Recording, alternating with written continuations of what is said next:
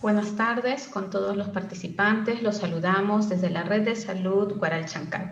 El día de hoy tenemos programado realizar la telecapacitación en el tema Identificación de casos COVID-19 y búsqueda de contactos. Esta telecapacitación está siendo dirigida a todos los guardianes comunitarios de la provincia de Guaral en el contexto de la segunda ola por la pandemia de COVID-19. Estará a cargo de la ponencia el licenciado Milton Falcón Peso, el equipo técnico de la Oficina de Inteligencia Sanitaria de la Red de Salud Guaral Chancay. Bienvenido, licenciado Milton, estamos atentos a su exposición. Bien, muchas gracias. Un saludo a todos ustedes, compañeros de trabajo que nos acompañan en esta tarde. Les quisiera pedir, por favor, que se identifiquen, se renombren o pongan su nombre lo más exacto posible para poder hacerlo participativo a este conversatorio, de tal manera que podamos aprovechar el tiempo y que terminemos esta reunión con algunos conceptos básicos que necesitamos que ustedes lo implementen en su quehacer diario. Bien, en ese sentido, iniciamos entonces. Queríamos iniciar con una pregunta elemental, ¿no? En realidad, es necesario, antes de poder identificar los casos COVID, poder primero saber quiénes son vulnerables realmente y por qué es necesario saber quiénes son vulnerables. Entonces, el día de ayer algunos de ustedes participó en una reunión también en la que se ha comentado algunos temas paralelos y quisiéramos escuchar alguna participación, ¿no? Tal es el caso, no sé, se me ocurre, Ángela, no sé si nos acompaña. Queríamos preguntarle más o menos que nos vaya señalando algunas.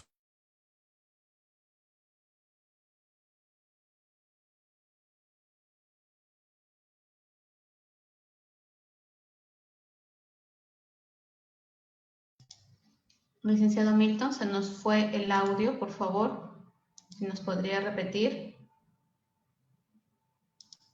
Quería la participación de Ángela para que nos pueda identificar algunas condiciones de los pacientes vulnerables, dado que el COVID es un problema bastante conocido.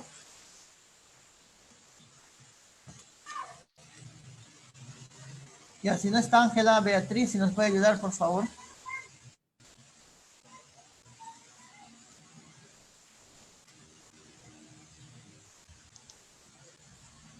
Asimismo, también queremos que nos den su opinión sobre por qué es importante saber realmente en la comunidad quiénes son vulnerables y qué personas realmente tienen esta condición y por qué es útil en este contexto del manejo de los guardianes.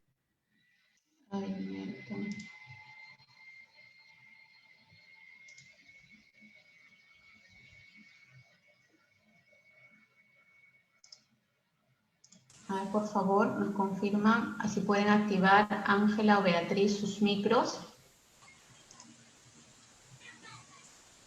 Ajá. O algún voluntario para verificar si es que ya están desbloqueados los micros, por favor. Ok, Nancy, Beatriz. licenciada Nancy, buenas tardes. Ya pueden activar. Sí, ahora ya se activó los micros. Sí. Ok, Buenas tardes, licenciado. Perfecto, gracias. Buenas tardes, soy Beatriz. Buenas tardes, Beatriz, ¿cómo estás? Bien, gracias. Bueno, las personas vulnerables son las personas, los adultos, ¿no? Que pasan de los 59 años, adultos mayores, los niños y las personas que son diabéticas, que tienen presión arterial alta. Y ahora se escucha mucho que la juventud también ya es más vulnerable que los adultos mayores. Ah, claro. Muy bien. Correcto, ¿no? Entonces, eso es importante saber porque realmente es necesario tener claro para poder identificar y poder estar atentos y poder tempranamente dar solución a algún problema de salud. Nosotros hemos remarcado acá algunos, ¿no? Como bien lo has mencionado, Por ejemplo, aquellos pacientes o personas que tienen enfermedades pulmonares obstructivas, ¿no? Aquellos pacientes que tienen asma han sido diagnosticados años atrás de asma, o aquellos que han sufrido tuberculosis también. En general, enfermedades pulmonares crónicas, aquellos pacientes que tienen esta condición son muy sensibles y muy susceptibles a complicarse y a fallecer. Asimismo, aquellas personas también que tienen enfermedades cardíacas crónicas, ¿no? Como la hipertensión arterial, básicamente una de las principales causas de fallecimiento de las personas con COVID, ¿no? Por lo tanto, es necesario estar atentos ante la identificación o muchas veces en el lugar donde vivimos, sabemos quiénes sufren estas enfermedades, ¿no? De igual manera, enfermedades hepáticas, ¿no? O crónicas, el mismo cirrosis, ¿no? U otras afecciones del hígado, o hígado graso incluso, ¿no? Que hace a la persona, como decía, más fácil de complicación, de que puedan sufrir graves complicaciones, o aquellos casos de enfermedades como neurológicas, como las convulsiones, ¿no? U otras, que de la misma manera le predisponen a ser más vulnerables. De igual manera, y ahora hemos visto muchísimo, tenemos muchas personas con diabetes mellitus.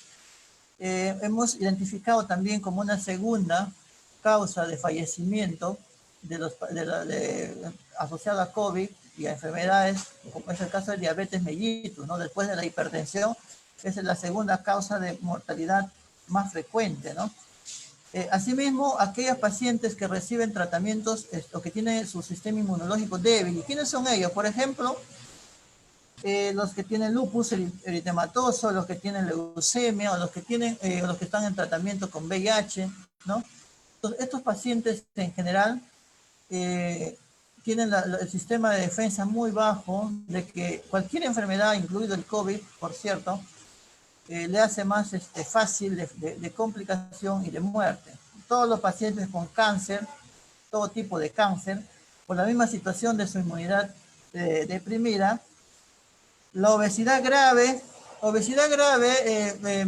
no todo, o sea, hay que diferenciar entre sobrepeso y obesidad grave, ¿verdad? Obesidad grave, aquellos pacientes que tienen un peso muy extremo.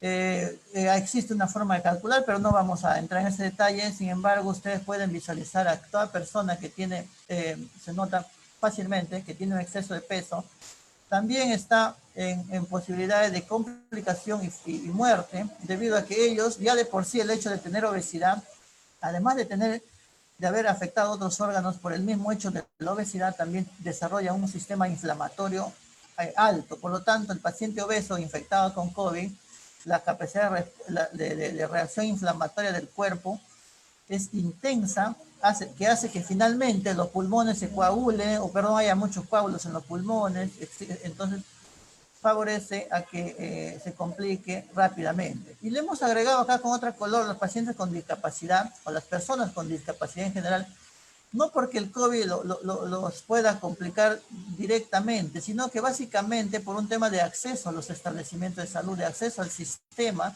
que les convierte en población vulnerable, y que justamente es una de las condiciones de que se va a trabajar mucho con ustedes y también con el gobierno regional y la Direza Lima respecto a la población que es vulnerable, ¿no?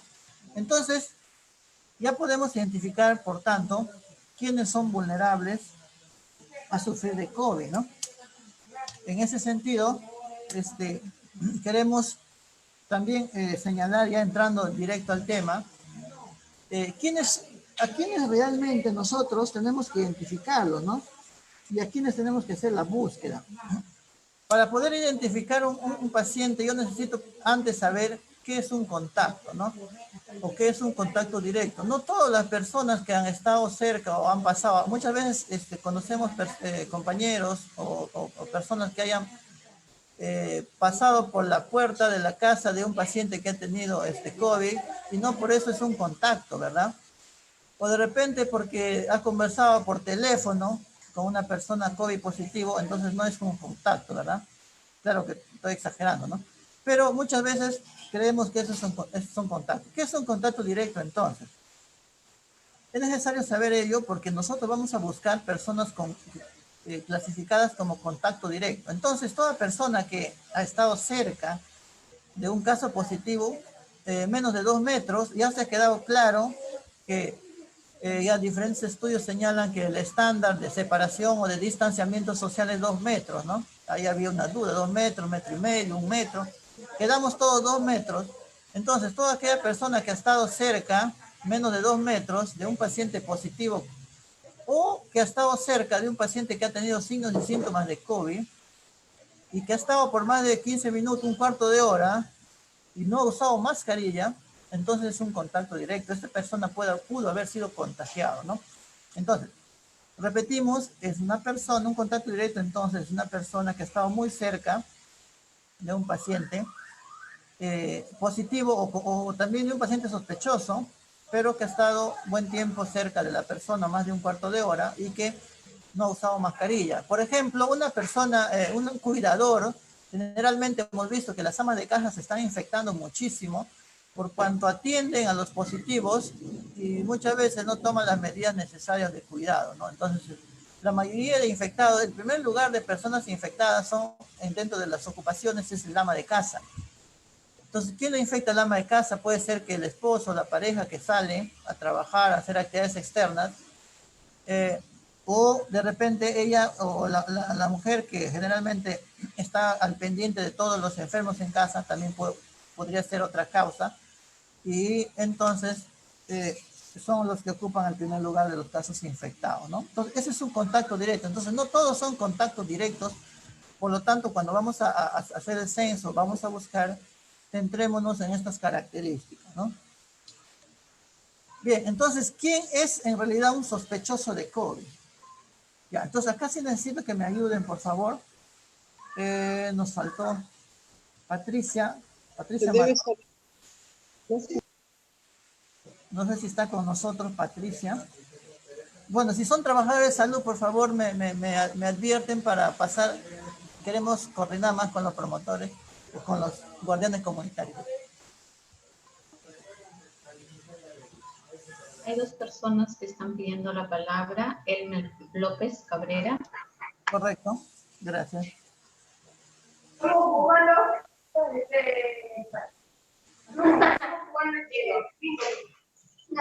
Sí, licenciado, buenas tardes. ¿Qué signos o ¿Aló? síntomas? Licenciado, ¿me escucha? Sí, te escucho.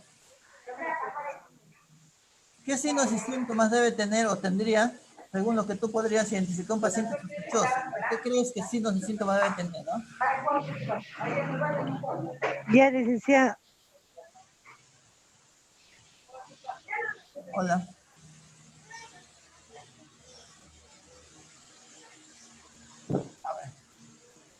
Fiebre. Ya, fiebre, muy bien. Fiebre de más de 38. Ya. Ya, su duración. Ya. Y que le falte la respiración, ¿no? Ya.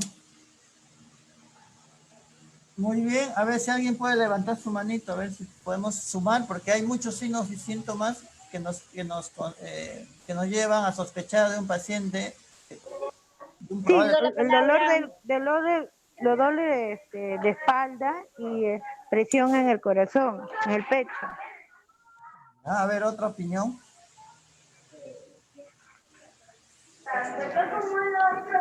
Diarrea, escalofríos, dolor de cabeza, un malestar general. Ya.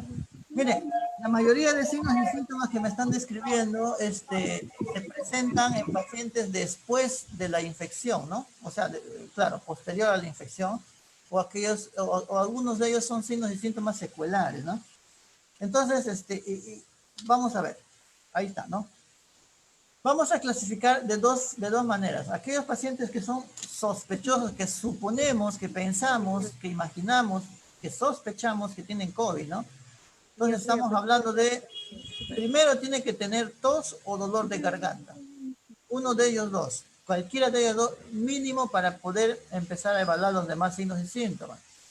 Ya, entonces, si no tiene tos o dolor de garganta, entonces ya entramos a otra forma de clasificar. Pero para que sea un sospechoso en primera instancia, tiene que tener tos o dolor de garganta. Además de eso, ya podríamos sumar uno o dos signos más, que es el malestar general. El malestar general, muchas veces como la gripe, ¿no? Algunos, ¿cuántos nosotros nos ha dado gripe intensa? Y entonces no se muestra con un malestar general, se muestra con fiebre, se muestra con dolor de cabeza, se muestra con congestión nasal o algunos lo identifican más fácilmente cuando sale secreciones de la nariz, ¿no? Frecuentemente, como una alergia, ¿no? Algunos debutan con diarrea. En este caso hemos visto, en esta segunda ola hemos visto muchos pacientes más pacientes que en la primera ola con diarrea, ¿no? Respiración rápida o también algunos tienen dificultad para respirar, les falta el aire, ¿no? Y algunos tienen una saturación menos del 94%, ¿no? Entonces, sabemos que la saturación el día de ayer creo que conversaron ustedes con el colega, y una saturación normal nosotros esperamos de 95 para arriba, ¿no? Saturación de oxígeno. Ya menos de 95, o sea, 94 para abajo, ya entonces nos preocupa muchísimo y ya podemos informar, ¿no? Otra característica es la pérdida del olfato. El paciente no percibe olores o tiene mucha dificultad para percibir olores. De igual manera, para percibir el sabor, ¿no? Básicamente la comida u otros o algunos medicamentos, ¿no? Entonces, estas características son clásicas de las personas que tienen COVID, ¿no? Entonces, tiene que tener tos y dolor de garganta mínimo, y a partir de ahí podemos identificar uno o más de los siguientes signos y síntomas, como está ahí del 1 al 9, ¿no? Entonces, esos pacientes, esas personas ya son muy sospechosos de que tengan COVID. Es cierto que también pueden tener otras enfermedades, ¿no? Sin embargo, para nosotros poder orientarnos a un caso COVID, ya tenemos que ir identificando estos signos y síntomas, ¿no? Ahora, ¿qué signos y síntomas presenta una persona sospechosa, pero de COVID grave, ¿no? Entonces, es lo que usted hace un momento mencionaba a alguien y me hablaba, por ejemplo, de dificultad respiratoria, ¿no? Pero para que, además de eso, para que sea, para pensar que es un caso sospechoso de COVID, pero COVID grave, ¿qué otra cosa tendría que tener? No sé si me acompaña Tania Muñoz. No sé si me acompaña Tania Muñoz para pedir su opinión respecto a qué otras condiciones podría tener la persona para suponer que es un COVID grave, ¿no? Doctor.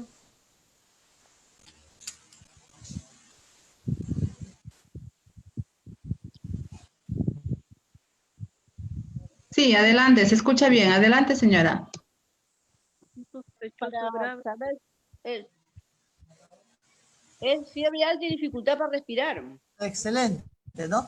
Entonces, ¿qué es lo que qué es lo que observamos entonces en los pacientes con COVID grave, ¿no? Fiebre alta, ¿no? Alta, pues hablamos más de 38,5, ¿sí? Bueno, a veces no se puede identificarle con precisión la temperatura,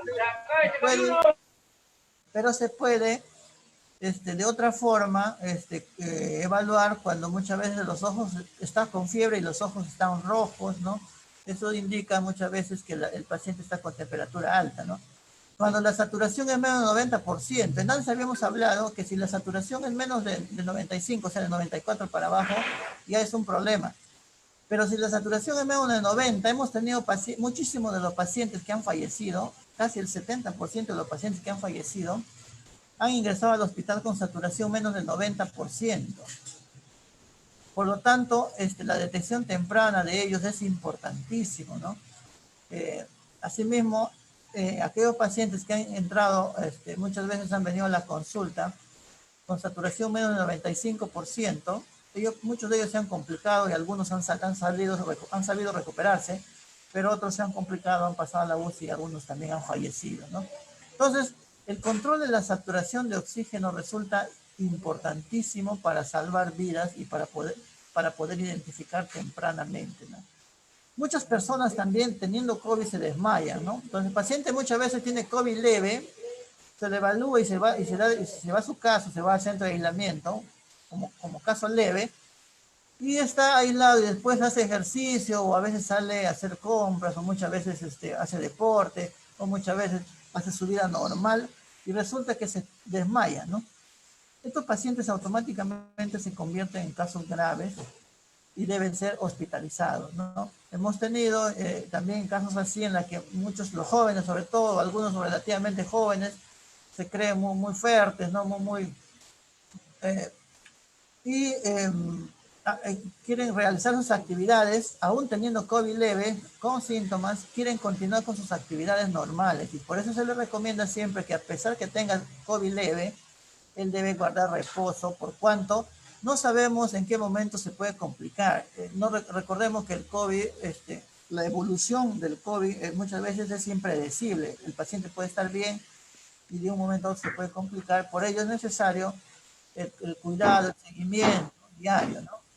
En niños se ha identificado, sobre todo en el Perú también, pero más que todo en otros países también. En el Perú más de 130 casos se ha registrado ya de aquellos niños que empiezan a aparecer erupciones, ¿no? Conjuntivitis en ambos ojos, desmayos, diarrea, vómito y dolor abdominal. Estos casos, este tipo de COVID en niños es realmente preocupante y muchas veces también pueden fallecer. Si bien es cierto, los niños generalmente no se complican, muchos de ellos lo pasan asintomáticos, pero en algunos niños puede desarrollarse el COVID con erupciones, con ronchas, ¿no? Como si fuera un dengue, como si fuera una alergia, e incluso conjuntivitis marcada en ambos ojos, fiebre, ¿no?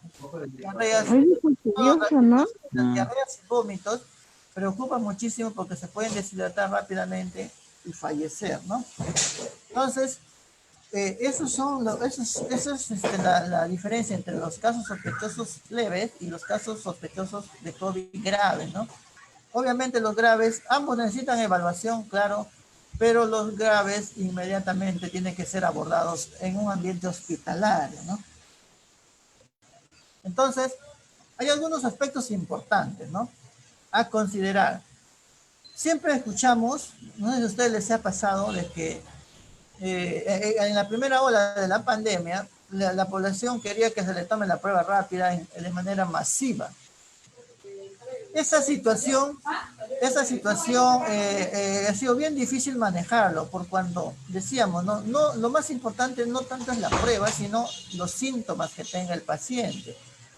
Eso es necesario señalar por cuanto en la medida que se incrementan los casos, muchas veces no tenemos la suficiente cantidad de pruebas y por lo tanto no podemos tomar pruebas a todos. Además, si en la casa, en la familia hay un paciente sintomático que ha sido diagnosticado con prueba y otras personas de la misma vivienda tienen signos y síntomas parecidos, entonces es obvio que también se ha infectado, pues, ¿no?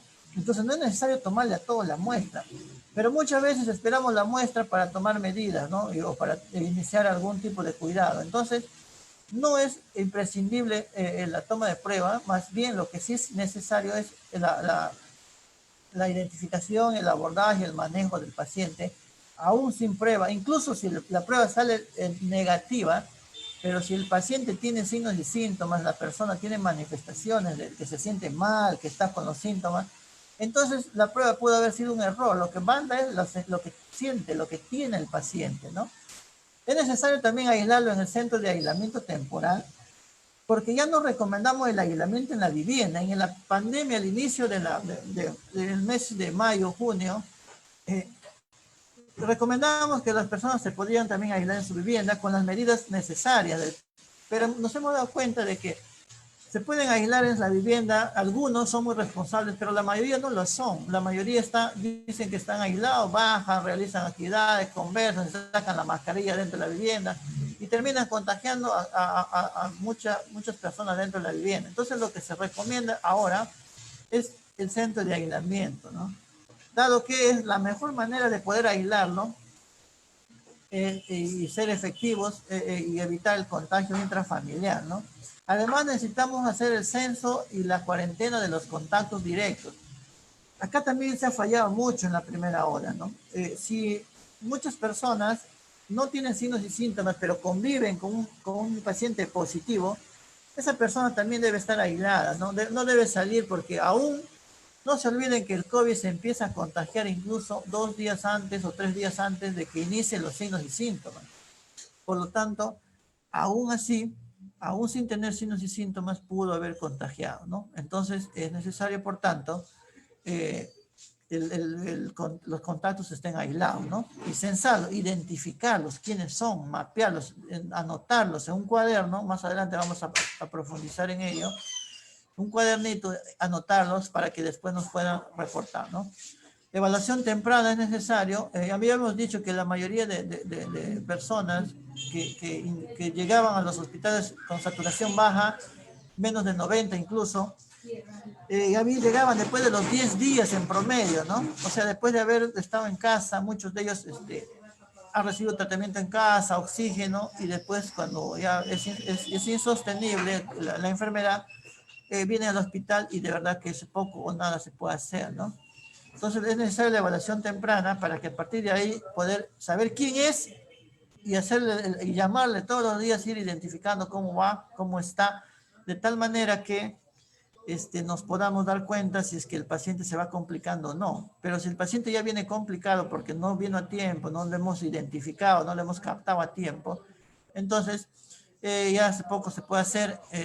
Por eso es necesario que los equipos de respuesta y ustedes que nos van a ayudar ahora estemos muy atentos para poder darnos abasto ante un incremento masivo de casos, por cuanto, insisto, en la primera ola era imposible también coberturar todas las atenciones, ¿no? Priorización de personas de alto riesgo. Entonces, acá la importancia es que ustedes en sus localidades, en la zona que les asignan, en el sector, ustedes pueden identificar las personas de alto riesgo. Ya habíamos dicho quiénes son de alto riesgo, quién es la población vulnerable, ¿no? Habíamos dicho que están incluidos las personas con obesidad, no sobrepeso, sino obesidad, las personas con cáncer, las personas que han tenido algún problema de una enfermedad crónica del riñón, que han tenido tuberculosis, diabetes, hipertensión. Es necesario saber en el barrio, en la zona donde estemos, quiénes son ellos, mapearles, identificarles, anotarles, para que en cuanto podamos saber si ellos han sido diagnosticados sospechosos de COVID, inmediatamente hacer el monitoreo y el seguimiento para poder dar el tratamiento de oxígeno si fuera necesario, o la evaluación médica, o muchas veces los pacientes que tienen diabetes y no llevan un tratamiento regular de su diabetes, tienen más posibilidades incluso de complicaciones. De igual manera con las personas hipertensas que no toman sus medicamentos, ellos tienen más posibilidades de fallecer o de complicarse, ¿no? Por eso es necesario también abordar en ese sentido. Además hay otro aspecto importante que es la informar, por ejemplo, el establecimiento de salud o el sectorista. Siempre que ustedes detecten, inmediatamente va a haber un grupo, ya la licenciada Nancy, el equipo de la licenciada Susana o la licenciada Sujei, o el equipo a cargo va a crear, están ya identificados ustedes, y para poder hacer un trabajo conjunto. Entonces ustedes detectan un caso y van notificando, van informando, de tal manera que podamos estar en contacto permanente. El seguimiento telefónico diario, especialmente en aquellos con factores de riesgo, ¿no? Habíamos dicho, la idea no es que tampoco el personal, los guardianes comunitarios puedan ir y evaluar al paciente, por cuanto ustedes no tienen esa función de ir a evaluar al paciente. Ustedes lo que van a hacer es, obviamente, la identificación, una entrevista, manteniendo la distancia, pero siempre cuidándose, por cierto, manejando siempre la distancia, usando su mascarilla, tanto ustedes como el paciente, de tal manera que podamos identificarlo tempranamente y el sistema de salud pueda estar atentos a cualquier condición de riesgo, sobre todo a las personas que tienen factores de riesgo, por cuanto ellos se complican rápidamente y pueden fallecer, ¿no? Entonces, ¿qué datos debe registrarse en los contactos, ¿no? Entonces, ¿quiénes son los contactos? Ya habíamos dicho, ¿verdad? Aquí es un contacto directo, no sé si se acuerdan, tengo alguien que me acompaña que se llama Galaxy CA01, no sé. De repente, o mejor, no sé si se va a registrar mejor. Redina, no sé si nos puede acompañar con su opinión, su comentario. ¿Qué datos creen que es importante registrar de los pacientes contactos o de los contactos directos de un caso positivo, ¿no? Ya me adelanté.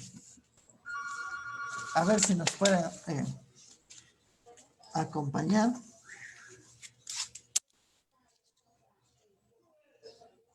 Decíamos esto porque en realidad cuando nosotros identificamos una persona sospechosa de COVID, inmediatamente tenemos que pensar con quién vive esta persona, ¿verdad? ¿Con cuántos vive y de los que... Doctor, buenas tardes. Buenas tardes, ¿cómo está?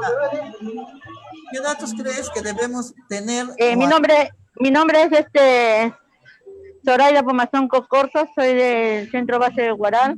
Excelente. El dato que se puede solicitar o brindar a ustedes, que nosotros cuando vayamos a una casa de un sospechoso de COVID, le tenemos que pedir el dato completo de la persona. Ajá. ¿Cuántas personas viven en la casa? Ya. Y si tiene SIS o tiene el seguro. Ya. Claro. Esos son los datos principales que uno tiene que tomar del paciente. Ya, entonces, pues, claro, necesitamos, es importante saber si tiene SIS o no, claro que sí, ¿no?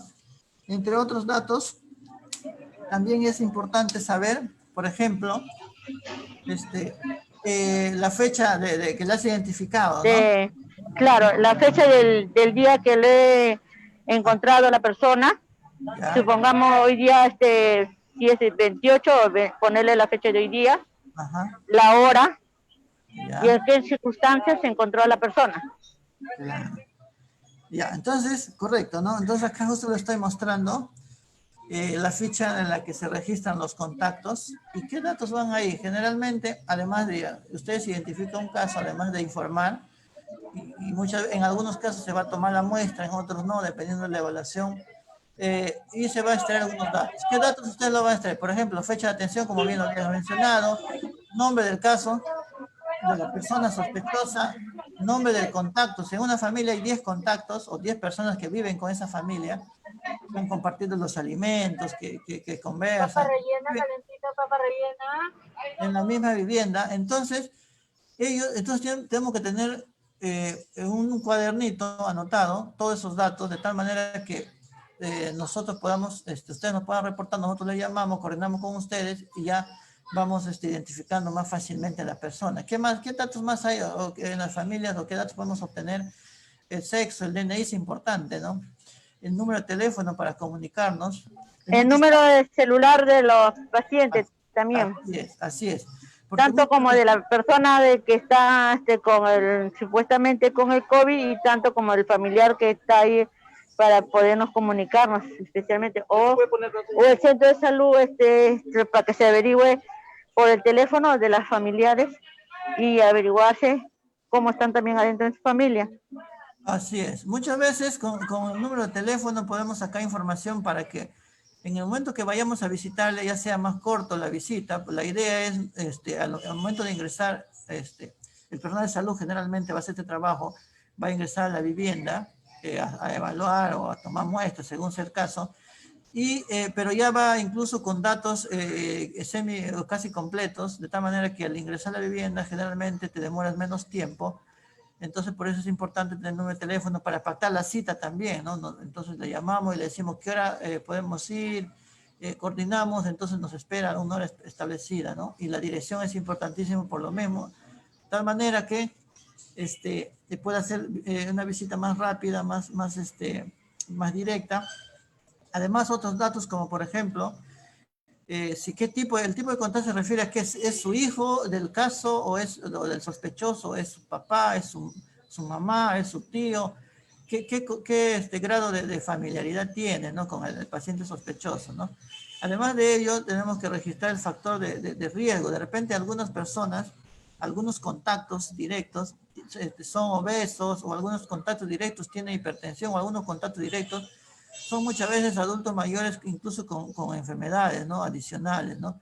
Entonces, eso le hace más, más delicado aún la situación. Entonces, en esa familia, si encontramos un contacto con algunas condiciones de riesgo, entonces amerita hacer visitas más seguidas, ya no solo llamadas telefónicas, sino las visitas más seguidas. De esa manera podemos ayudar muchísimo sacando una información con los datos que le estoy mostrando mínimo, y nos va a permitir, a través de ustedes también y trabajar en conjunto, nos va a permitir identificar rápidamente y de manera oportuna, que es lo que se quiere finalmente, para reducir la mortalidad de nuestros pacientes con COVID, ¿no? Entonces, ¿a quiénes se registran como contacto? Habíamos dicho que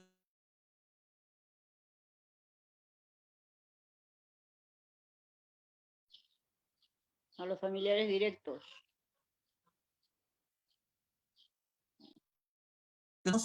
según la cantidad de pacientes que tengamos, a medida que se va incrementando la cantidad de pacientes, ya nos vamos centrando en los que tienen generalmente otra enfermedad, ¿no? Entonces, por eso es importante anotar ese tema de la comorbilidad o si tiene algún factor de riesgo, todos nuestros contactos dentro de la familia. Ahora, un contacto generalmente es dentro de la familia, pero no siempre, ¿no?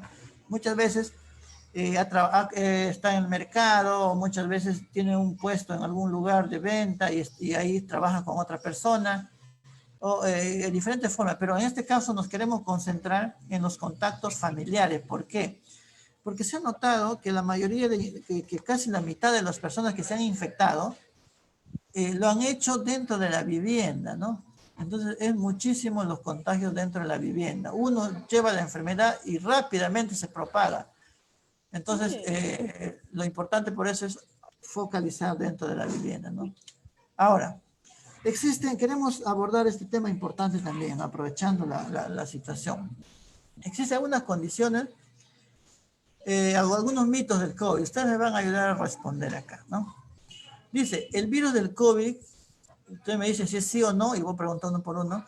Dice, puede transmitirse en zonas con climas cálidos y húmedos. O sea, ¿qué tan cierto es esto? A ver, Jonas, ¿no? Jonas, ¿sí? Jonas Richter. Acá en la primera opción, dice, el virus del COVID-19, me dice si es correcto o no, si es sí o no, si es sí, si puede transmitirse o no puede transmitirse en zonas con climas cálidos y húmedos, o tiene algo que ver, porque a veces hemos tenido información, hemos escuchado que en algunas zonas aparentemente se dispersa más rápido, ¿no? Con toda confianza, acá estamos para poder fijar algunos conceptos, ¿no? Bien, dado que creo que Jonathan está ocupado. Entonces, dice, el virus del COVID en realidad puede transmitirse en zonas, o sea, más al margen del clima o la humedad, no tiene ningún impedimento para que pueda transmitirse el COVID, por si acaso. Habíamos dicho, por ejemplo, que en lugares como Bolivia, ¿no? Por ejemplo, se había escuchado que no había mucho COVID, pensábamos que era por la altura, ¿no? Pero eso se ha descartado, eso es un mito. Igual, el COVID se transmite en cualquier tipo de clima, ¿no? El otro mito es, ustedes me ayudan también, dice, el frío y la nieve, ¿no? A veces, como decíamos, en lugares de alta temperatura, de baja temperatura, perdón, el clima puede matar el nuevo coronavirus. ¿Qué opinan ustedes? Ya habíamos dicho, creo que está relacionado con la primera, ¿no? Habíamos dicho que igual, ¿no? El frío, el clima, si es cálido, etcétera, no está relacionado con la transmisión. No está relacionado. Así es. Dice, algunos decimos, ¿no? Si yo me baño con agua caliente, mato el virus, ¿no? O previene la infección por el nuevo coronavirus. ¿Esto es cierto o falso? Falso, creo yo. Falso, ¿no? Entonces, claro, muchas veces se han echado agua caliente en la garganta, ¿no? Para matar el coronavirus, ¿no? Entonces, esto esos son mitos. No tiene nada que ver. Así es, ¿no? Otra pregunta, por ejemplo, o otro mito, por ejemplo, dice, el nuevo coronavirus puede transmitirse a través de picaduras de mosquitos. Había salido Sí, un comentario, sí, yo también había escuchado en personas, pero yo creo que es no, porque ¿cómo a través de un mosquito se va a transmitir? Claro, no, hay enfermedades que se pueden transmitir por mosquito, pero en Sí, este caso... claro, sí, pero no, no el COVID. Así es, ¿no? El COVID es una infección que se transmite por vía respiratoria, al hablar, al toser, al estornudar, y en algunos casos también con la mano de repente infectada, ¿no? Que se coge algún alimento, ingresa a la boca, ¿no? Pero eso es más bajo. La mayor probabilidad de contagio es, entonces, a través de la vía respiratoria, ¿no? Entonces, acá nos ayudan, sí o no. ¿Se puede matar el COVID con una lámpara ultravioleta? Muchas veces, no sé si ustedes han escuchado hablar, se compran en algunos lugares lámparas ultravioletas, apagamos las luces, lo prendemos y dejamos ahí para matar el virus, ¿no? No creo. No sé si han escuchado. No, Ya, en no algunos creo lugares... no creo que pase, o será cierto, no, para desinfección. Sí. Claro, en otras situaciones se utiliza incluso en los hospitales, ¿no? Los rayos ultravioletas, pero no para el caso del COVID, ¿no? Entonces, sí, en algunos casos para algunos procesos de desinfección se sabe utilizar actualmente incluso, ¿no? Pero no para el caso del COVID, puesto que el COVID es un virus que está en el medio ambiente, pero como virus no tiene vida por sí sola y necesita de la célula humana para que pueda hacer sus trabajos, ¿no? Por lo tanto, si se encuentra en la superficie es breve y se mantiene, no trasciende, ¿no? Por ejemplo, hay otro mito que dice, las vacunas contra la neumonía protegen contra el nuevo coronavirus. Ahí hay un detalle, ¿no?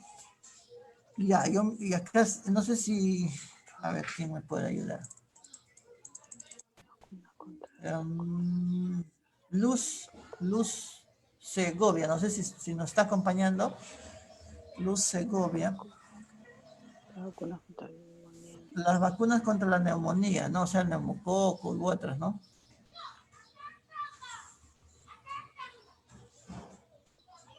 Luz, no sé si nos acompaña, Luz.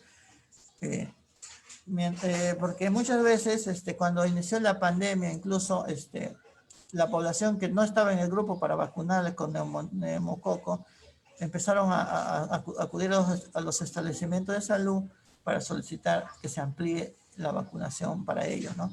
Entonces, se ha visto, por tanto, de que la vacuna contra el neumococo es importantísimo, nos protege del neumococo, nos protege de varios tipos de neumonía, y que por tanto la persona que obviamente recibe las dosis de esa vacuna está protegida, pero no evita, previene tampoco el COVID, puesto que el COVID es otro tipo es un virus, es otro tipo de germen, por así decirlo, pero sí es importante completar la vacuna contra el neumococo, puesto que la persona ya está protegida de esta enfermedad propiamente, ¿no?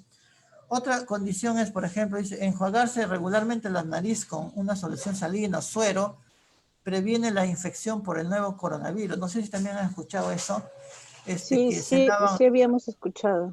Sí, pero algunos se echan alcohol en la nariz, ¿no? No sé si han visto en la nariz, en la boca.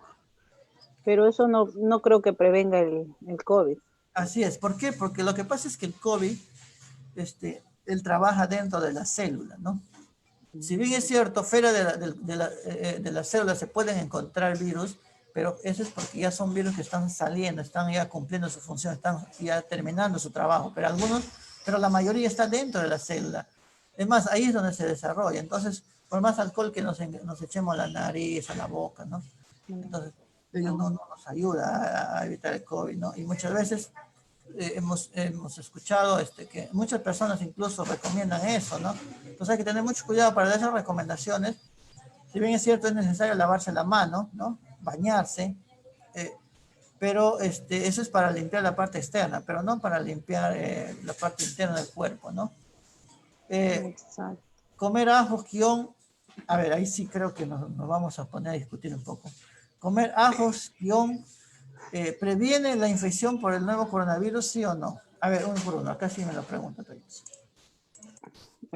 Algunas personas piensan que sí, hay algunas personas que han consumido el ajo, el guión, y dicen Sí, pero como que discrepan muchas personas y dicen que no, pues no, como no hay nada que prevenga, hoy en día nos está dando casi a todos el COVID.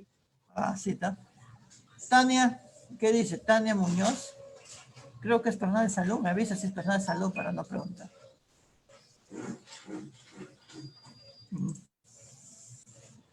El ajo, el kion no, pero el limón me parece que sí, porque es un antibacteriano.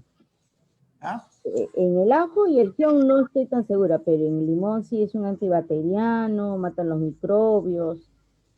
Eso sí, de repente, la limonada, consumir, ¿no? Bueno, en mi familia hemos estado consumiendo regular lo que es la limonada, pero el ajo y el kion no he probado, no le puedo decir. Ya, a ver, tenemos, ya muy bien, gracias. Beatriz Moreno, no sé qué opina al respecto. Este tema es, insisto con la pregunta porque es muy difundido, no se escucha mucho. Bueno, en el caso mío tuve un familiar cercano que estuvo infectada el año pasado y ella, bueno, solamente sentía una pequeña inflamación en la garganta, ¿no? Y ella consumía todo el día el agua de ajo, de quión y no necesitó pastilla, la verdad, con eso se ayudó bastante. No sé si a todas las personas le hará bien, pero como son distintos cada organismo, yo pienso que a algunos sí le hace. Ya. Cuando yo digo, por ejemplo, el comer ajos, kion, limón, previene o no previene la infección del nuevo coronavirus, realmente la infección del coronavirus está relacionado con, o sea, estamos hablando de contagio, ¿no? O sea, el hecho de que yo coma uno u otro producto no puede evitar que yo tenga la enfermedad, ¿no es cierto? Ahora, la otra pregunta es, ¿me ayuda o no? ¿Me sirve o no? Los alimentos que uno ingiere se absorben y van a través del sistema digestivo y van a la sangre. Y la sangre, ahí, dependiendo de lo que es, en este caso, puede de repente mejorar el sistema inmunológico, ¿verdad? Quizás lo queremos ver por ese lado. Pero eso no significa que no me voy a infectar o que voy a evitar infectarme, ¿no? O sea, evitar infectarme, o sea, el virus no podría diferenciar entre una persona que come ajos para no infectarle, ¿no es cierto? Lo que sí se recomienda es mejorar el sistema de defensa en general, con diferentes tipos de alimentos, comida balanceada, cítrico, etcétera. Pero insisto, para mejorar el sistema de defensa, ¿no? Pero muchos de ellos se aplican de manera exagerada. Ustedes saben que algunas vitaminas, cuando el cuerpo recibe de manera exagerada, los elimina, ¿no? Y finalmente, por más cantidad que ingieras, el cuerpo lo va eliminando y muchas veces se pueden hacer daño incluso, ¿no? Entonces, la infección por COVID, igual, te infectas, el virus no diferencia si es que comes bastante o poco, ¿no? O ajos o kion, ¿no? Pero sí es bueno comer ajos y kion por otros motivos, incluso para, además de que mejora el sabor de los alimentos, también para fortalecer en algunos productos, en algunos casos, el sistema inmunológico, ¿no? Pero eso no evita que tenga la infección. Entonces, muchas veces hay que educar eso a la población, ¿no? De que no evita que tenga la infección, no previene.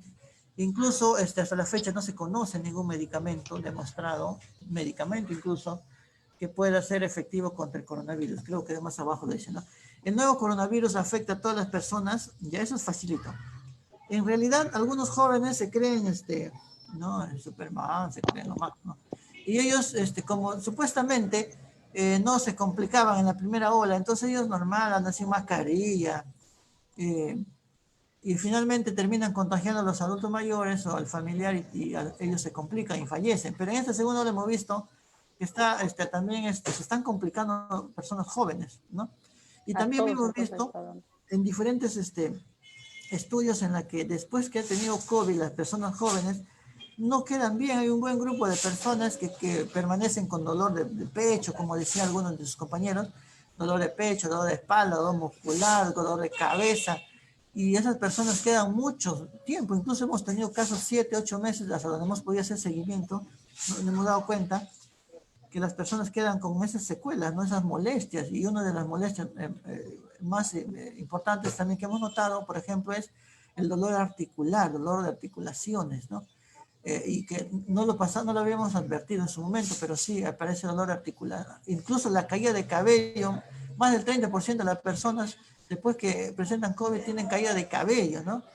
Entonces los jóvenes, si bien es cierto, no se complican, no se complicaban muchos, o no fallecían muchos, entonces en esta segunda ola sí ya está ocurriendo casos de complicaciones y fallecimiento. Incluso hemos tenido hace poco un paciente joven que ha fallecido y en calidad de reinfección incluso, ¿no? Entonces ya es una cosa muy seria, ¿no? Asimismo, los antibióticos son eficaces para prevenir y tratar la infección por el nuevo coronavirus. ¿Qué dicen? ¿Sí o no? ¿Hay antibióticos que te puedan curar del coronavirus? No, hasta el momento, así como usted dijo de antes, que no hay todavía No se conoce, ¿verdad? No se conoce algún Exacto. antibiótico hasta la fecha. De repente aparezcan, no lo dudo, pero en todo caso no se conocen antibióticos efectivos que nos ayuden a combatir el coronavirus, ¿no? Entonces, ahí también hemos tenido casos, incluso recetados por personal de salud, en la que se administra una serie de medicamentos, ¿no? Y incluso muchos de ellos, las personas no tienen ni signos ni síntomas, y en otros son leves, ¿no? Quizás en los pacientes complicados, ya el manejo hospitalario, ahí, bueno, se administra una serie de medicamentos, incluidos antibióticos, pero en la fase de asintomático, en la fase leve, muchos dicen doy antibiótico para ir adelantando, ¿no? El antibiótico no se utiliza para prevenir ni tampoco de manera indiscriminada, porque al final hemos tenido registros en otros estudios en donde incluso el uso de algunos medicamentos puede generar complicaciones, ¿no? Problemas cardíacos, hemos tenido en algunos casos que algunos quedan con gastritis, entre otras cosas, ¿no?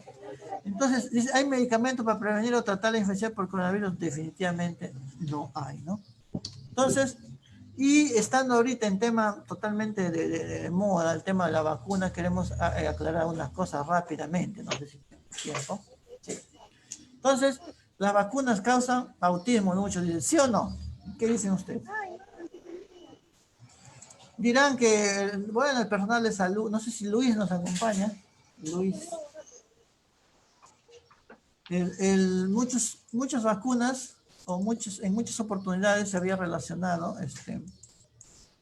algunas vacunas con el autismo, ¿no? Todos ellos han sido descartados, ¿no?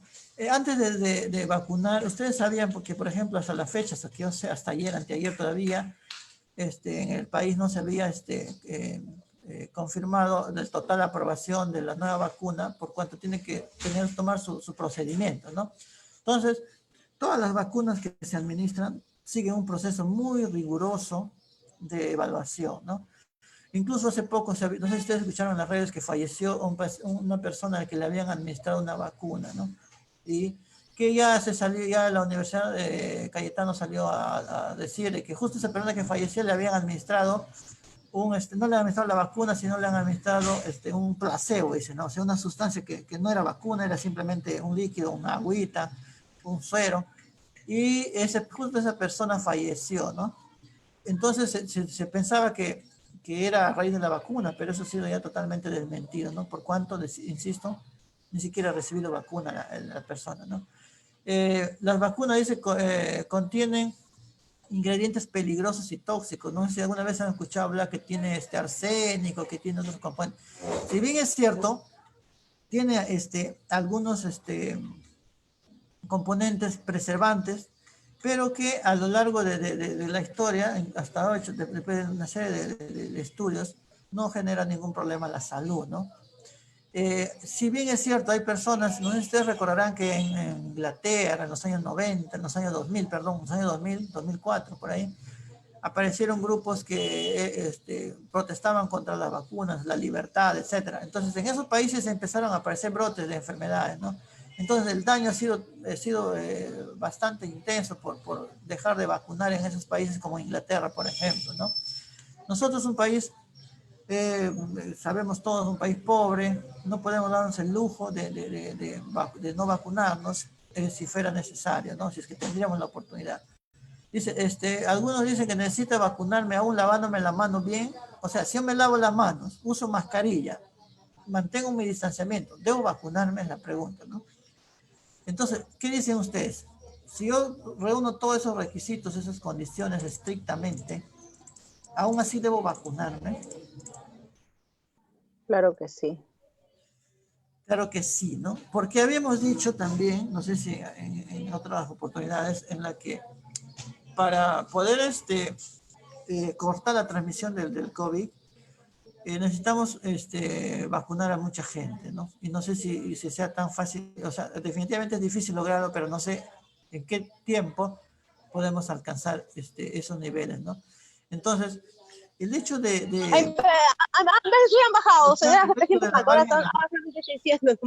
el hecho de lavarme las manos o usar mascarillas o mantener mi distanciamiento no implica que en algún momento yo me pueda contagiar. No se olviden que el contagio incluso puede ser dentro de la vivienda, ¿no? Incluso puede ser antes que desarrolle signos y síntomas la persona, ¿no? Algunos dicen, ¿por qué me ponen varias dosis a la vez, varias vacunas, perdón, a la vez, ¿no?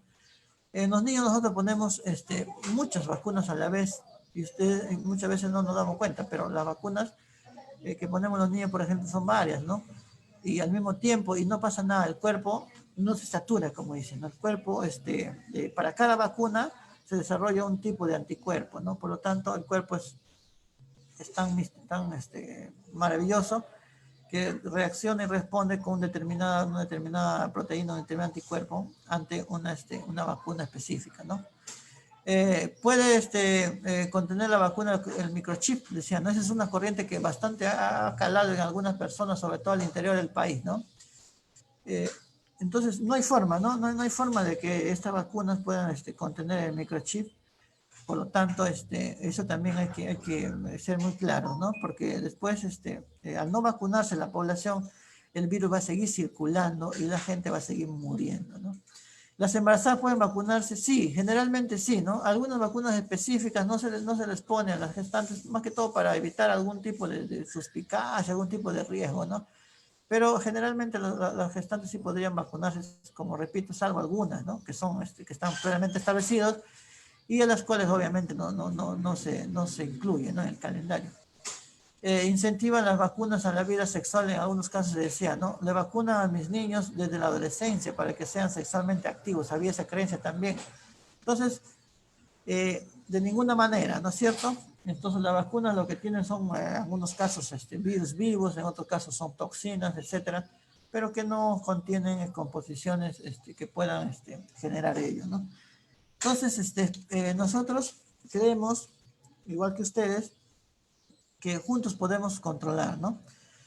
O por lo menos paliar o por lo menos reducir la cantidad de fallecidos en nuestra localidad. Dependemos mucho de ustedes en este contexto, en esta segunda ola, por cuanto si ustedes puedan identificar primero las personas vulnerables dentro de su zona, su sector o la comunidad que les asignan, y a la vez ustedes pueden registrar, reportar, identificar aquellas personas que están con señales de COVID grave, ¿no? Que desaturan, que tienen problemas para respirar, que se desmayaron, aquellas personas que tienen fiebre alta, ¿no? Entonces, si ustedes pueden ayudarnos a detectar ello, creemos que el manejo temprano con oxígeno o con algún tratamiento, según el caso, puede ayudar a reducir la cantidad de fallecidos, ¿no? Hasta la fecha estamos ya casi cerca de 500 fallecidos y esperemos que en esta segunda ola no lleguemos a cifras tan altas, ¿no? Y hemos visto, repito, que casi la mitad de los fallecidos son aquellos que tienen hipertensión, diabetes, adultos mayores, obesidad y entre otros, ¿no? Pero básicamente ellos. Entonces, si podemos detectar a tiempo, ustedes ya saben utilizar el oxímetro, ustedes conocen su persona de su comunidad, los tienen identificados, tienen los números de teléfonos de aquellos que les informan que están mal. Entonces, inmediatamente por la red que se va a crear a través de la Oficina de Salud Integral, se va a poder articular la respuesta y el lugar a donde ustedes lo van a orientar para las atenciones, ¿no? Entonces, creemos que es importante el apoyo y el trabajo de ustedes y siempre con toda honestidad. Si alguien de ustedes tiene algún factor de riesgo, o alguna comorbilidad, por favor, infórmenos oportunamente para poder ver las mejores acciones con respecto a ustedes, ¿no?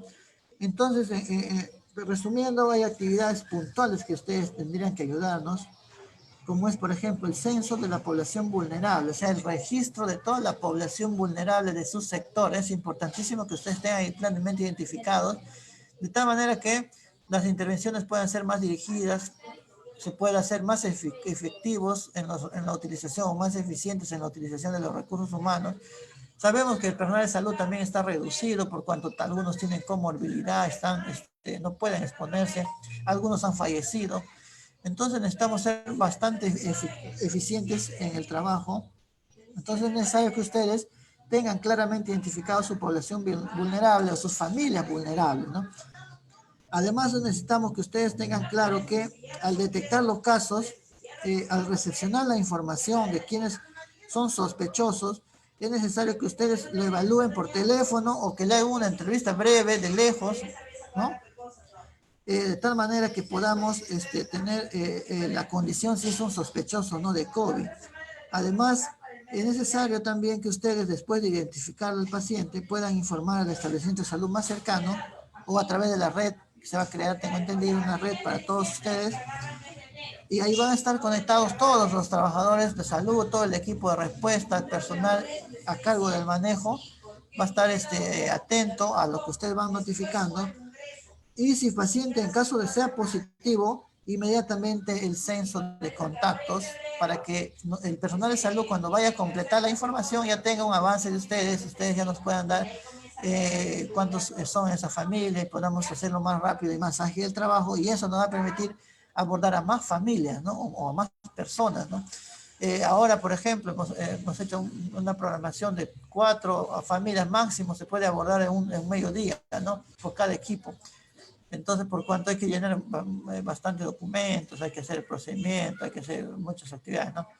Entonces, por cada equipo tenemos 4 o 5 familias por turno, entonces es poco. Entonces, con la ayuda que ustedes nos hacen, o con la ayuda o el trabajo que ustedes desarrollan, esto va a ser, creemos que se puede duplicar incluso estas intervenciones, ¿no? Y por último, el seguimiento o las llamadas de aquellas personas o aquellas pacientes que han salido positivos y que tienen en su casa personas con riesgo, ¿no?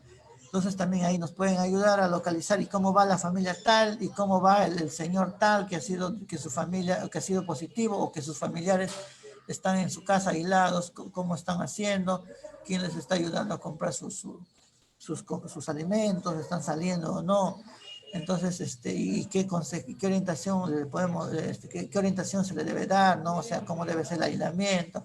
En esos detalles también es importante el manejo de ustedes. Y finalmente el reporte de los establecimientos de salud y de las llamadas o de la condición de las personas que vayan identificando, ¿no?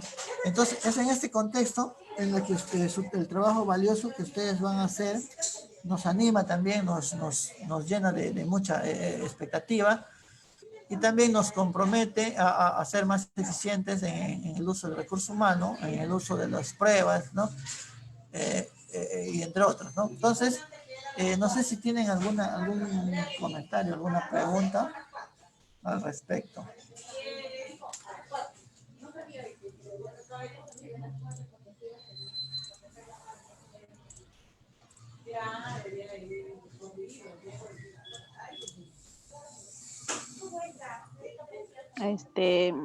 ¿Cuándo se empezaría los que estamos en diferentes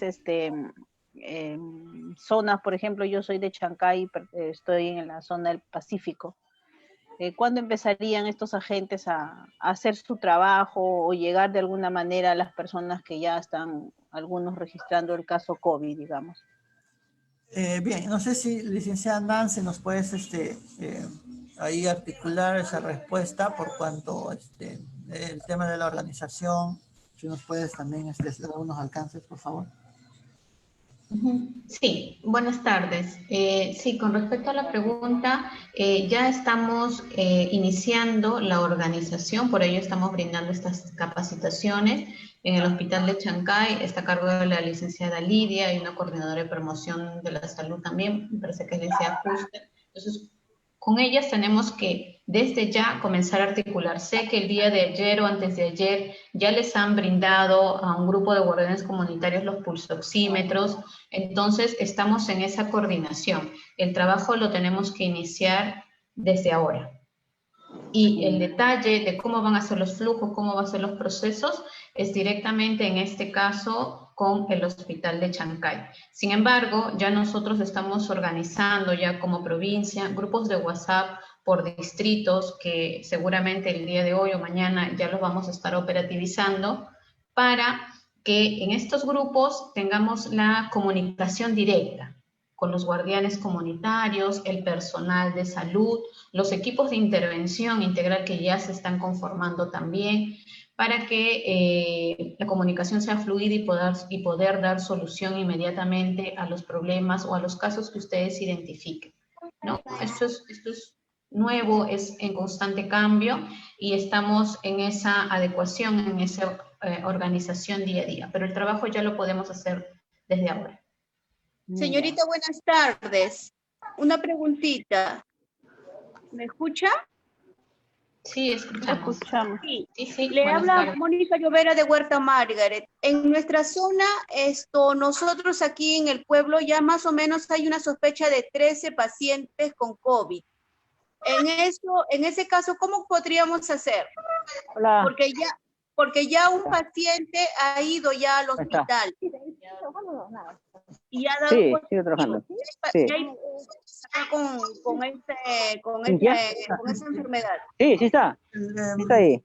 Licenciado, no sé si me permite, ya cuando me dice que tienen que sospecha de COVID, no sé si por el interno nos podemos comunicar para hacerte algunos datos más precisos y podamos ver si el equipo de respuesta puede abordarlo.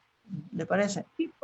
Sí, porque acá ya tenemos sí, pues personas que tienen el COVID, o algunos están haciendo su cuarentena, pero por problemas de, ¿cómo se llama? A veces salen y entonces no se puede tratar a veces así con las personas.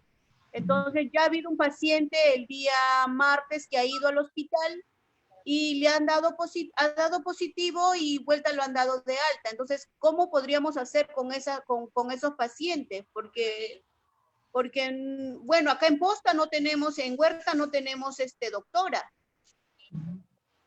Entonces, a eso es mi pregunta, ¿no?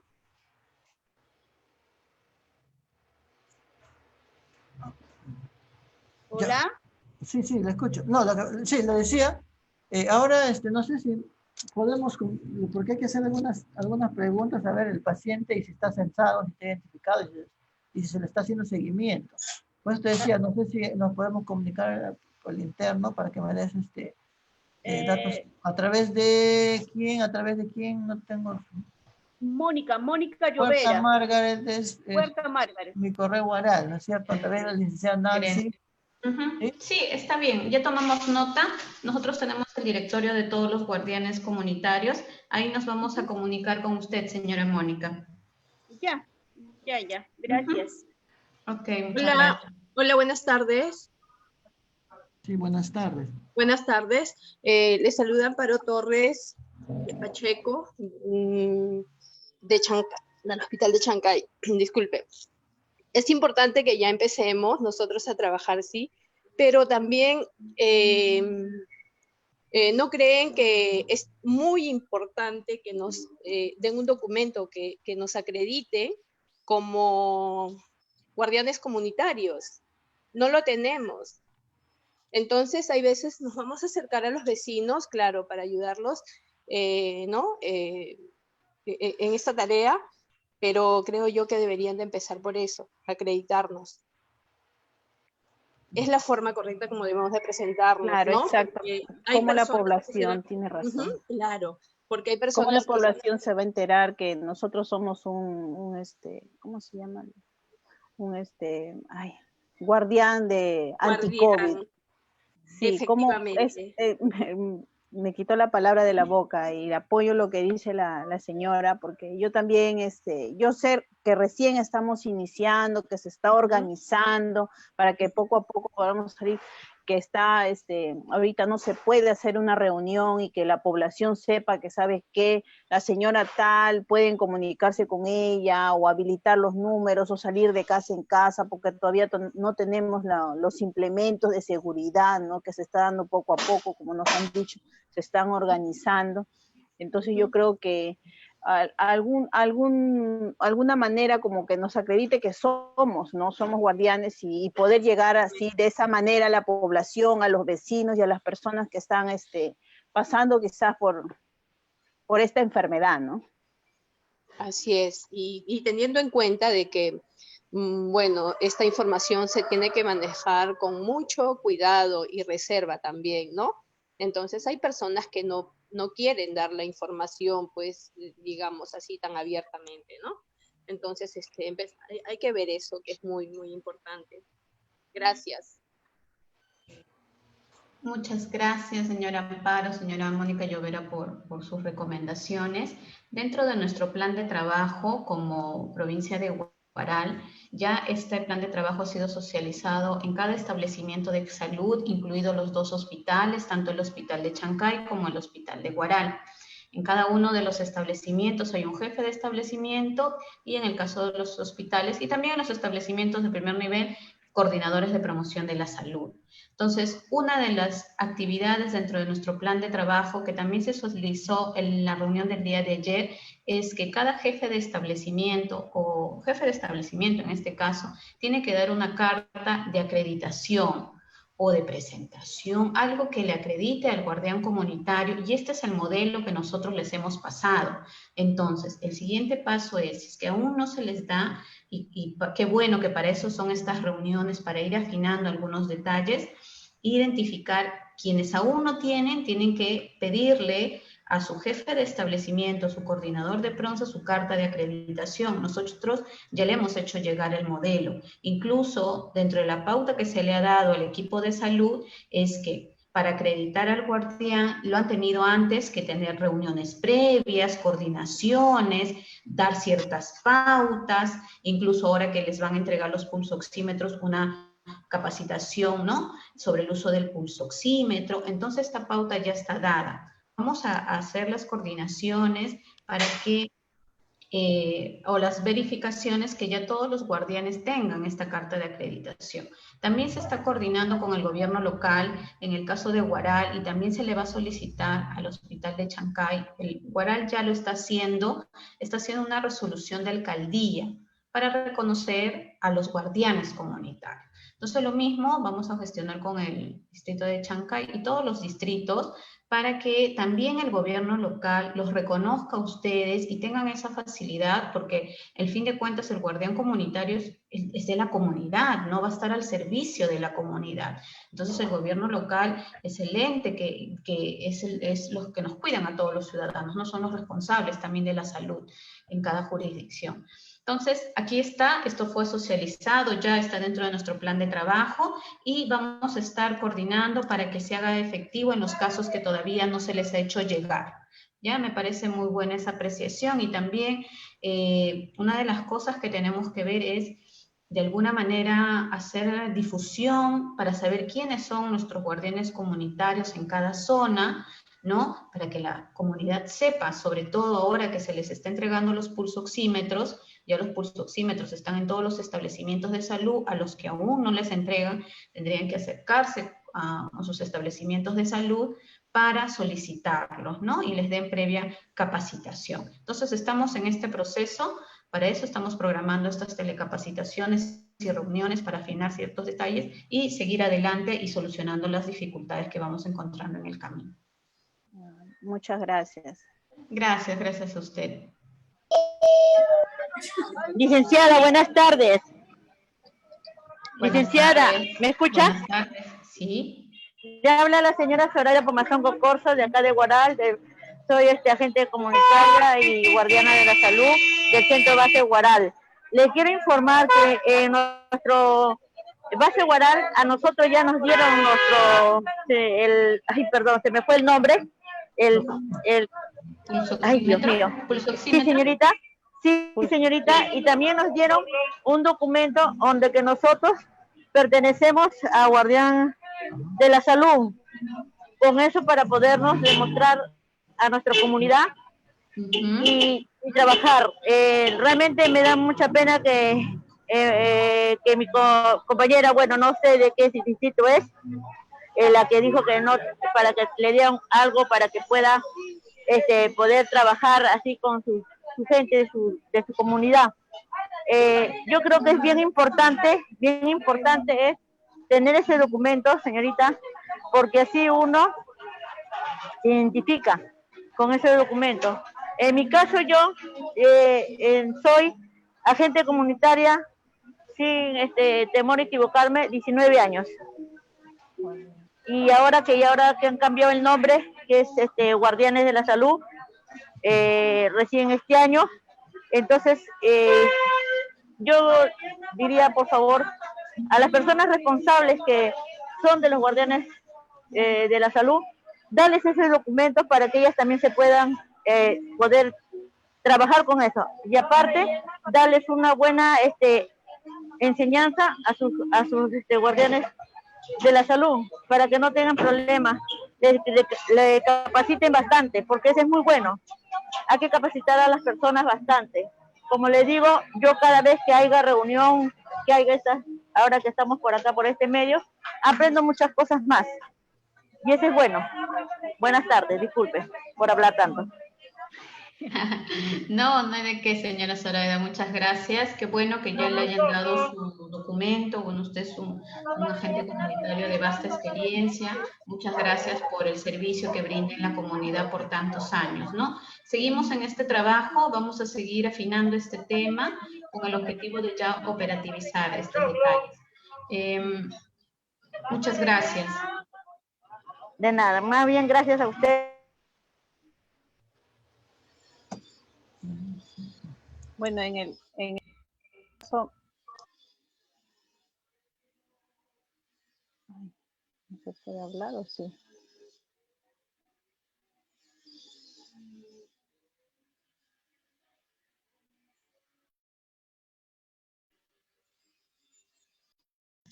También hay consultas por el Zoom. Nos sugieren, sería de mucha utilidad que reciban apoyo psicológico a la familia del afectado por esta pandemia y se les monitorea a los pacientes que ya están afectados por el virus. Por favor, alcanzar los números de los encargados del personal de salud para tener comunicación directa, ¿ok? Nos escribe por interno de qué jurisdicción es y le pasamos los números. Vamos a compartir. Ayer también un poco compartíamos, me parece que es de Chancay, el directorio, ¿no?, de los establecimientos de salud. Ahí, licenciada Susana, si le puede alcanzar el número a Hernández, a Sobicé Chancay, del responsable del hospital, por favor. Aquí por el Zoom nos están pidiendo el número. También nos dicen que Sara ya hoy está empezando a empadronar a su población vulnerable y las personas desconfían. Sería bueno que nos den una identificación. Está bien, vamos a coordinar para que esto se haga efectivo en todas las jurisdicciones. Está muy bien. ¿Alguna otra consulta, alguna duda? Tiene levantada la mano Julia Sánchez Reyes. No sé si quiere hacer una pregunta.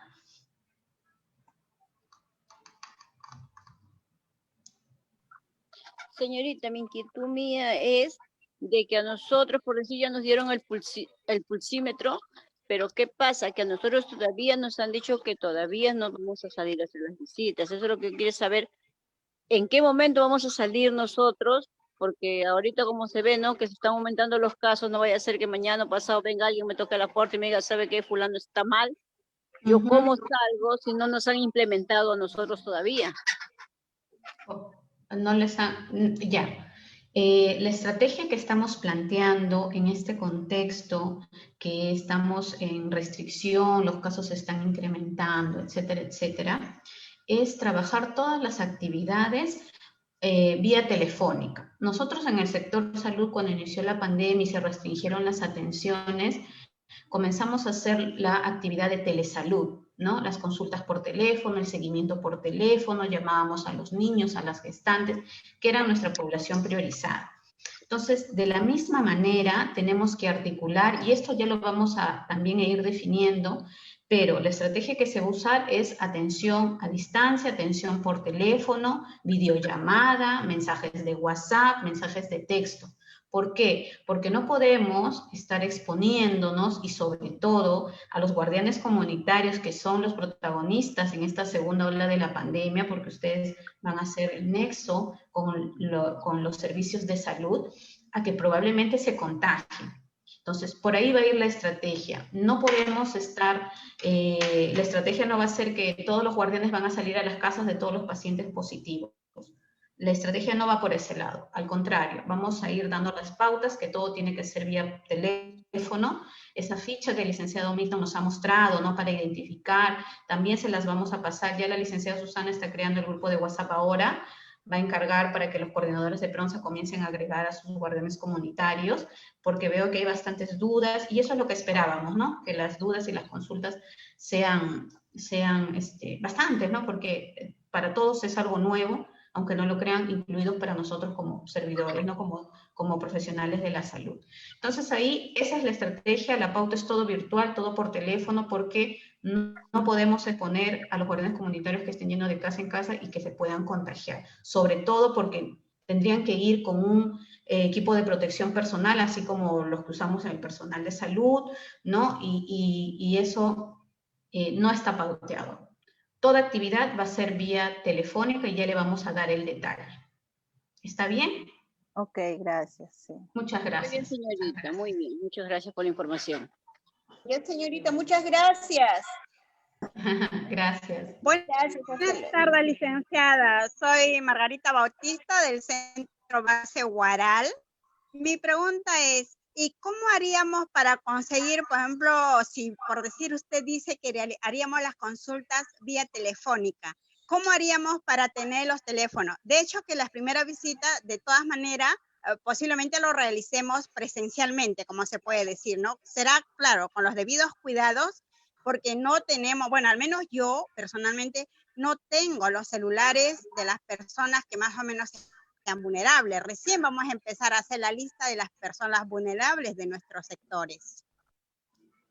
Ok, ya en los establecimientos de salud, por ejemplo, en Base Guaral, ya tienen un nominal que quizás no es de todos, pero ya tienen un inicial de su población de diabéticos y de hipertensos, que son la prioridad, ¿no? De eso ya se tienen. Generalmente todos los establecimientos de salud ya han venido trabajando esa información, porque cuando llega un paciente se registran los sistemas de información y eso ha quedado. Esos nominales por ahí pueden comenzar, solicitarle a la licenciada Nancy Ramos esos nominales a través de la estrategia de enfermedades no transmisibles. Ya se tiene esos padrones, a todos los establecimientos se le ha pedido y todos han hecho llegar. Ese sería el primer paso. Y el segundo paso... ok, excelente. Sí, ese sería el primer paso a través de la licenciada Nancy Ramos. Y el segundo paso que se me ocurre, tal vez más adelante implementar, que a través de las redes sociales o a través del Facebook del Hospital de Guaral, que tiene bastante público que lo sigue, ir publicando los directorios de los guardianes comunitarios de distrito de Guaral, de distrito de Chancay, y que se comuniquen quizás por mensaje de texto los pacientes diabéticos, hipertensos, porque se está haciendo un censo, o así. Las ideas nos pueden ir saliendo en el día a día, tratemos de implementarlo, pero sí creo que tenemos que hacer difusión de quiénes son los guardianes comunitarios en cada zona para que se comuniquen con ustedes, o vamos viendo qué otras estrategias podemos ir creando. Sí, yo creo que ahorita las redes sociales va a ser nuestro apoyo principal, va a ser las redes sociales, las comunicaciones virtuales, los WhatsApp, esos son los que nos van a hacer, va a ser nuestro aliado principal en estos momentos, la lucha contra este COVID que nos ha tocado vivir, y que no nos ganará, sino que nosotros ganaremos con la ayuda de Dios y con la ayuda de nuestros profesionales, y todos juntos vamos a salir pues adelante en esta lucha. Gracias, licenciada, muchas bendiciones, y sigámonos cuidando y apoyando unos a otros. El amor nunca mengue en nosotros. Muchas gracias, señora Margarita, por sus palabras. Muchas gracias. Entonces, ¿hay alguna otra consulta? Mientras el licenciado Milton hace las consultas, no sé, algunas palabras finales acerca de su capacitación en la identificación de contactos, ¿no? En la identificación de casos COVID y en la búsqueda de contactos, ¿no? Sí, ya, para nada más puntualizar. Entonces, la primera tarea para nuestros guardianes comunitarios es, pues, como ya lo han mencionado, es el censo o la identificación o el listado, como quieran llamarlo, de la población vulnerable. Además, no se olviden que en el contexto de que cuando lleguen las vacunas, o sea, el segundo grupo de población que se va a vacunar son ellos, justamente. Por eso necesitamos total seriedad, total responsabilidad y confidencialidad en el registro de ellos, de estas personas, y siempre por sectores o por zonas asignadas, ¿no? De tal manera de que no se abrumen el trabajo de repente uno u otro guardián comunitario, ¿no? Proporcionalmente distribuido. Asimismo, habíamos enfatizado también, como bien la señalaba la licenciada Nancy, en la que en la medida que ustedes tengan, ya sean más socializados, la población tenga la información, probablemente les va a llegar llamadas, mensajes, consultándoles o haciéndoles alguna preguntas sobre el tema, específicamente el COVID, y ustedes recepcionarán la llamada y de manera telefónica tomarán datos y nos reportarán, si fuera el caso, y a través del WhatsApp grupal que bueno, la licenciada Susana lo está armando, de tal manera que la comunicación podamos tenerlo de ida y vuelta, y alguna información confidencial será remitida por el interno, en este caso al responsable según el establecimiento de salud más cercano, ¿no? Asimismo, en este asunto de la evaluación, en algunos casos es probable que ustedes, si por alguna circunstancia es necesario que ustedes toquen la vivienda, siempre desde afuera, siempre manteniendo, le decía, más de 2 metros incluso, y de ahí pueden sacar alguna información que por algún motivo sea necesario de repente visitar la vivienda. Entonces, reitero, si es necesario, entonces podría obtener la información de repente desde afuera de la casa, siempre manteniendo la distancia y usando la mascarilla, ambos, tanto el entrevistado como el entrevistador, ¿no? En situaciones sumamente necesarias, ¿no? Y que no se puede hacerlo por vía telefónica, ¿no? Además, es necesario que ustedes se informen, por lo tanto, lo que van identificando, la consejería que van dando, el apoyo que van dando. Y en los casos de las personas que nosotros identificamos positivo, también ustedes van a tener la información para que ustedes puedan también, con la autorización del paciente, claro está, y si lo admite también, para que ustedes puedan también ayudarnos en el seguimiento posterior y para que ustedes lo tengan también identificado. Además de que se supone que los pacientes o las familias vulnerables probablemente el INDECI gestiona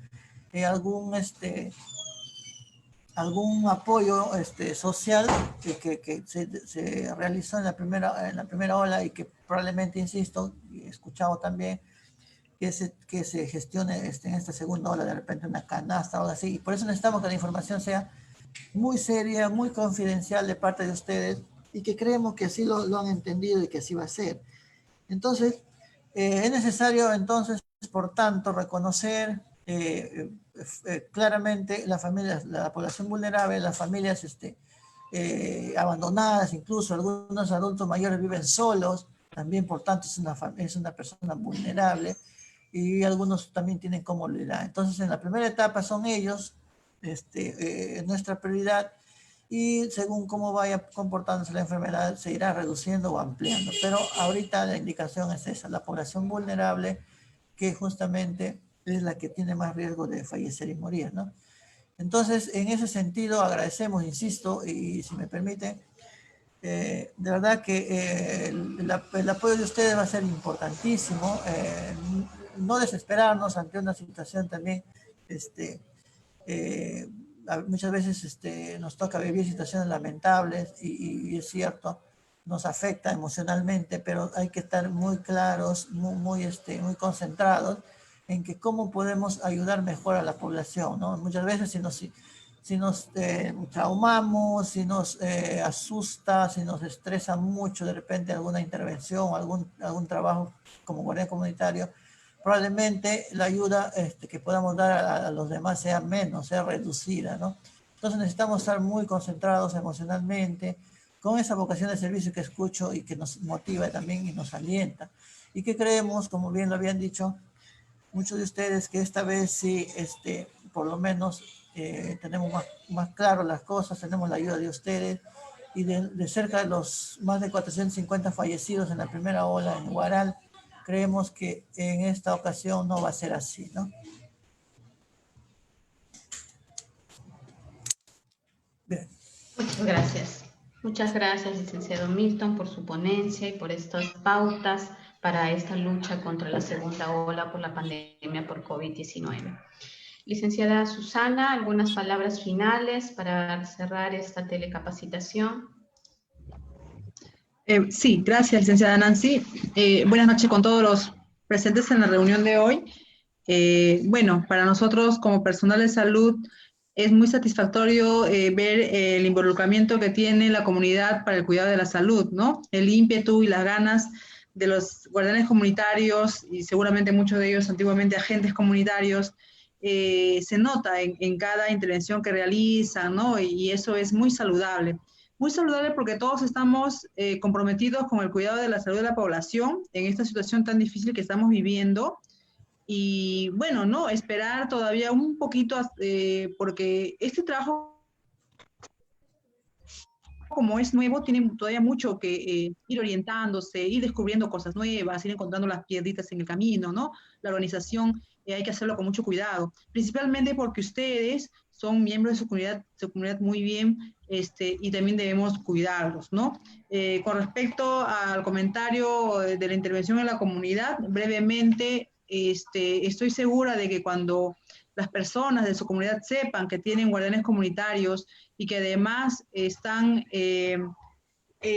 tienen los implementos, como en este caso es el pulsoxímetro, que pueda identificar el agravamiento o no de la infección por COVID en los pacientes, su comunidad los va a buscar. Ellos se van a enterar de que ustedes son el nexo con el centro de salud y van a empezar a buscarlos, ¿no?